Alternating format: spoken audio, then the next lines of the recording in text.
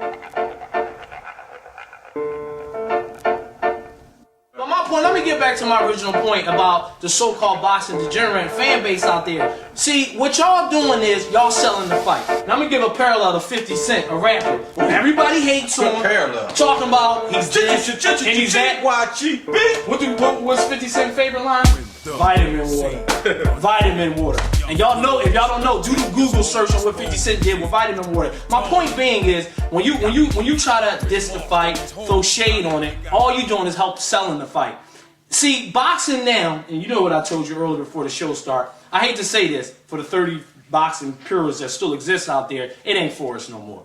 It's for the guys, not for the guys that eat their sandwiches with their hands and drink their beer with a straw. It's drink their beers with their hand. Pardon me. It's for the guy that drink his beer with a straw and cut his sandwich with a fork and knife, and the guy that wear the tweed blazers and the loafers. This is who boxing is geared towards now, because these are the people that's spending the money for the club seats. These are the people that's spending the money for the ringside seats, and this is what sells. Do you need a 24/7 for you to watch a fight or a countdown? No. When Hagler fought Leonard, I couldn't sleep once I heard that fight was made. A true boxing fan, once a fight is made, you'll call out of work Friday just to hurry up to get to Saturday, because you can't focus on your work thinking about the fight that's going to take place Saturday. That's what a true diehard boxing fan does. You know, casual fans, they need 24/7. They need all these reality shows like all the other networks are doing to sell their product. But let's get back to just the reality of business. If we don't want to get too far from no, we just, you know, just every league wants that extensive fan base. The crossover fan base. The NBA struggled to Larry Bird and Magic Johnson. Then Michael came along, ushered it through the 90s. When Michael retired, the interest in the stock plummeted. And Jordan turned into a corporation. He turned it into a global corporation.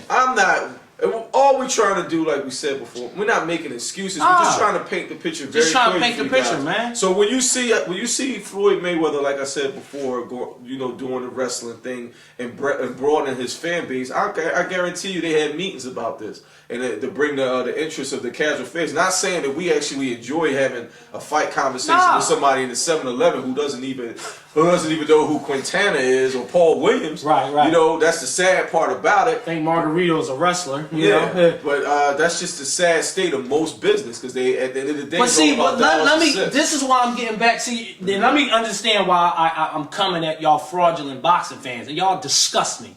Yes, y'all disgust me out there, and the reason being is because y'all don't support local fighters. You don't support the so-called little fights that come on Wednesday and Thursday nights.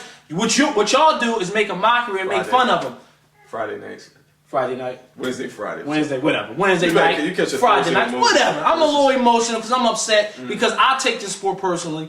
I love my sport, and I'm just tired of people claiming that you're diehard boxing fans, and the only thing you care to talk about is who's Miguel Cotto fighting and who's Floyd Mayweather, who he's not fighting. Who he's supposed to be fighting. Who he's supposed to be fighting. You don't mention any other boxers. You talk about 3 boxers, and so my point being Then we get our little racial strangulations every time we fighting somebody overseas, and these guys disappear. Yeah, so y'all, that's what I'm saying. Once your fighter loses or doesn't do a poor performance, or he may win, you guys disappear. And we welcome everybody. We welcome everybody. Casual fans, whatever. Take your hate, come right back at you. Then we say welcome to GYGB. But you're going. Most recently, Manny Pacquiao.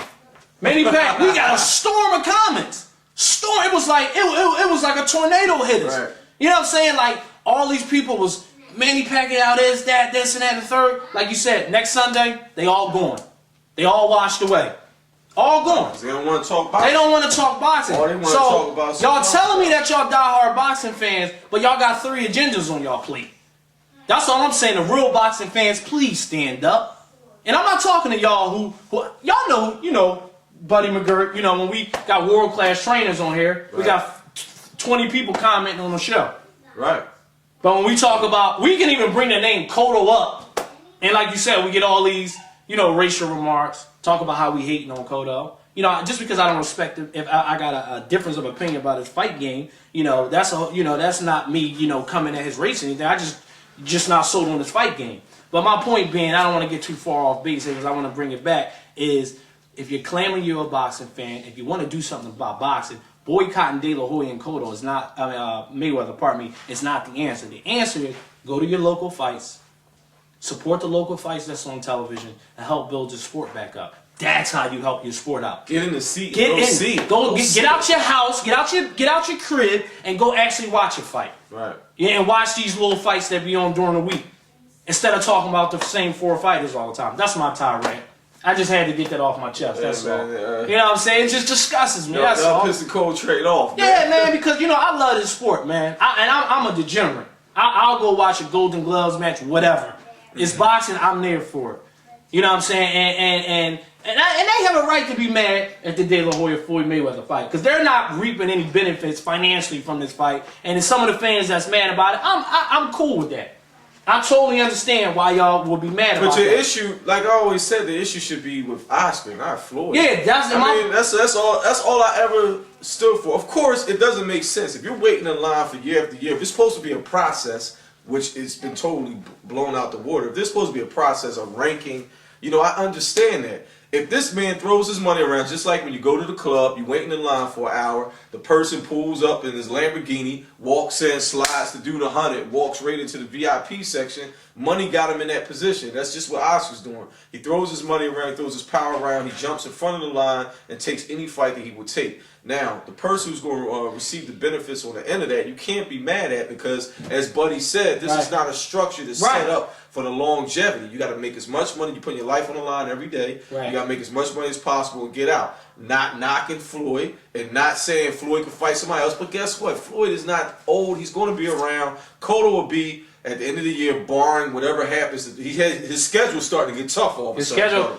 Cotto, so we'll see. Yeah. And he'll be around. I wanted to bring up a comment that one of our users, shout out to my man Money Mayweather, not the actual Money Mayweather, but one of our GYGB family members out there. Right. And he gave me a great quote from Customato, and it was something like, you don't cheat the fans that's paying you, which are the customers. Something like along the line. I'm not sure the exact quote, but it was basically revolved around giving your fan, what they want because they're the paying customer. Right. And like I was telling Money, May, those customers aren't around no more, man. Nah. Them customers ain't around no more, y'all. Like Sleep, when we go to fights, right? And Sleep knows, we'll be sitting next to people. You know what the type of questions we'll get? It'll be like lightweights fighting. Are these guys middleweights? Is that Mayweather out there? How about this? Or the copped out Who's people? fighting? Who's fighting tonight? Who's fighting tonight? $500. $500 seats, y'all. I know the real people, y'all up in the nosebleeds and all that, but that don't really pay for the sport.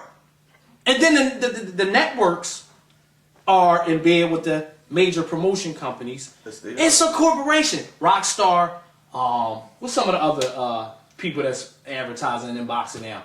I know back in the day they just had a major beard. Jordan gets down when certain people major. around. But my point being is these major corporations, they're not going to throw their money in unless it's big time fights happen. So-called big fights for the casual fans. Right. You got to look at the whole big picture. We're not co-signing it. We're just painting a picture.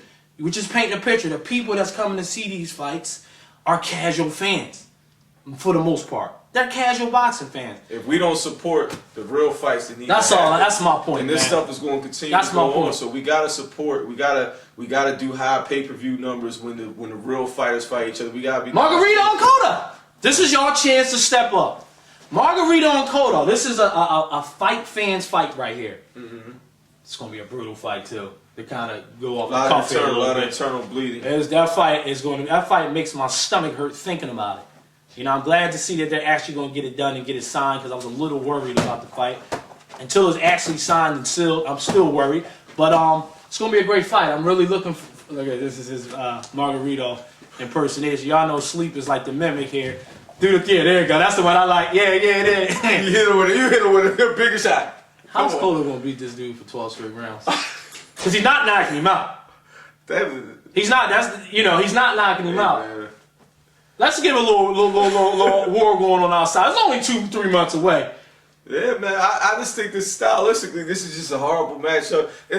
And once again, Cotto always ends up on the opposite side of where my judgment is with a fight. Now, when we get to De La Hoya, that's a whole different story. Right.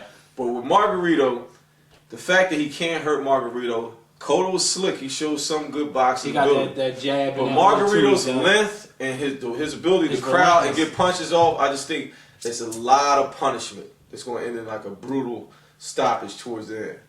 I think it's a lot of punishment. They both can trade body shots, but Margarito just doesn't. He just doesn't seem to be affected by punishment. And don't get misconstrued, because people think because you pick a Margarito that you think Margarito's like the greatest welterweight that ever exists. We look at matchups, man. Fights, like man. style, anybody. If you're a true boxing fan out there, then you know that styles make matchups. So you can't, just because he's picked a Margarito and the intangibles that Margarito has doesn't mean we're thinking Margarito's actually a better fighter than He's not a better fighter. He's not, because he's not. He's not. The Cotto's but the better fighter doesn't always win. Cotto's he's proved me wrong with 2 He, when he fought Mosley, I thought that was like one of his best performances I ever saw him put on. Although he ran the last 3 rounds, but that's a whole nother story.